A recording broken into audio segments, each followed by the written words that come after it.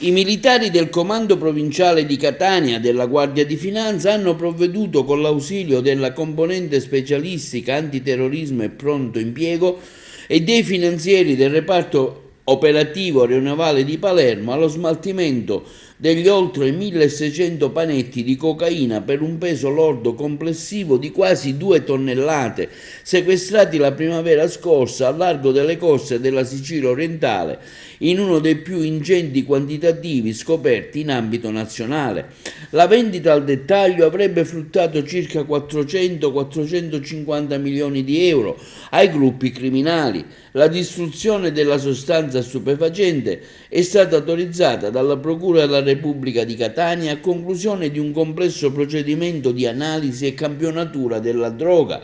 che hanno avvalorato l'ipotesi iniziale che fosse di produzione sudamericana. Dato l'enorme valore di mercato delle 2 tonnellate di cocaina, per lo smaltimento dell'ingente quantitativo di sostanza stupefacente è stato approntato dalle Fiamme Gialle Etnè un imponente servizio di scorta e vigilanza, in modo da assicurare la più ampia cornice di sicurezza nel corso di tutte le delicate fasi di trasferimento e conferimento a un impianto di termodistruzione sito in provincia di Siracusa. In particolare, il trasporto è stato effettuato utilizzando un mezzo blindato scortato con sorveglianza da parte anche di un elicottero.